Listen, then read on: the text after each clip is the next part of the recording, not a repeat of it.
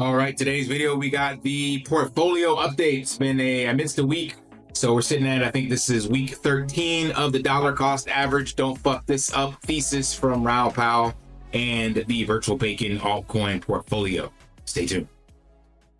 Crypto chaos got you spinning, watching the next meme token skyrocket while you're still trying to figure out your next move. Flapjacks brings clarity to the chaos with deflationary burns, fitness-driven utility, and a syrupy community that sticks together.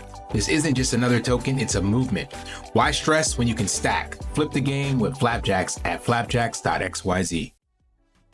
Hey guys, welcome back. Drip Coach here with Drip and Farm for Poverty, where we don't trust, we verify, and operate with integrity and transparency. All right, so let's dive into where this is at. Like I said, I missed 1 week on this, but it doesn't really matter if it's every week. The whole point of this is to keep the dollar cost average consistent. So I was doing $100 each week. And as of right now, the portfolio is down. 1,300 was invested and we're seeing 1,100. So basically $200 loss. So now 15%. And when you compare it against Bitcoin, which it's not showing up right now, there's usually a comparison here to show you where you'd be at if you only held Bitcoin. Let me do a refresh. There we go. So right now down 15% and Bitcoin is up 5%. So if I had only been dollar cost averaging Bitcoin at this point in the game, I would actually be up 5% versus down 15%.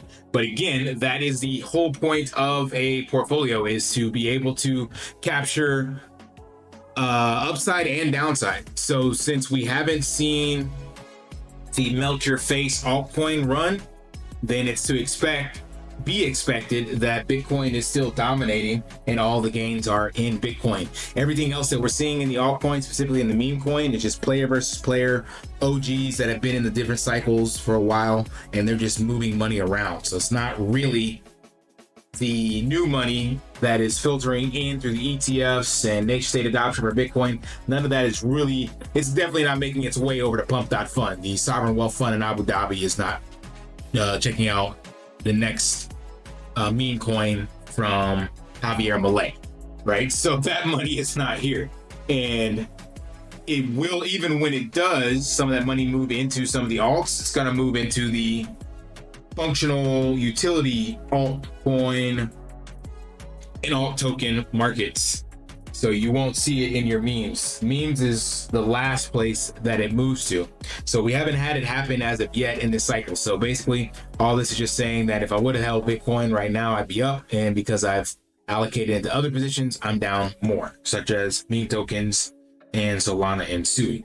But we will see whenever this flow off top kicks in, what the portfolio is actually sitting at that stage, because this is leverage of trying to capture the most gains during this cycle. You don't have to have the fastest horse in the race, but you do want to have a couple of fast horses. And we move over to the virtual bacon portfolio. This one is down basically 32%. So about twice as much as the Bitcoin 80-20 strategy. And again, that's because all of these are much more riskier assets. They're further down the risk curve. So comparing this to Bitcoin, down 30 and would be up 3% on Bitcoin had we have just had a Bitcoin position. But when you saw here, there was a 700% or 50% gain, basically 53 at the peak, December 5th. So we could definitely see one of those again in the short to near term. So all in all, I'm still I haven't added any more to my altcoin positions, because the whole point of having a portfolio is to have a ratio of what you think are the assets that will perform the best. You don't want to get over leveraged or overweighted in one asset over another, especially if it's one of the more risky ones. So if something pumps, you need to take profits from that, roll it into your portfolio strategy or roll it into stables or whatever the case may be.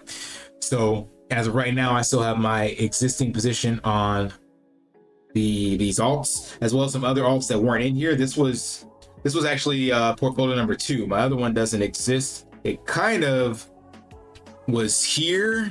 I don't think this is all of it, but yeah, I had some OKB, some Cake, and B&B.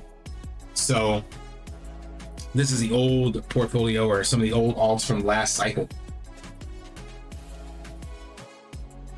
So all in all, I'm just kind of sitting on the sidelines. I'm definitely still dollar cost averaging some of these in this portfolio. So I'm still Bitcoin, Solana, and Sui, and I think even Doge. I still do a DCA for these in my Coinbase wallet. But other than that, just waiting for this cycle to kind of start ticking back upward. So you should definitely continue to accumulate while it's in this phase for your blue chips, and then, you know, adjust your risk tolerance as the cycle continues. All right, that's all I got for this update. Smash that HBO special, help a brother out, like, subscribe, comment down below, and until next time, lift daily and achieve your impossible. See you. Want to pay your in real life bills with crypto?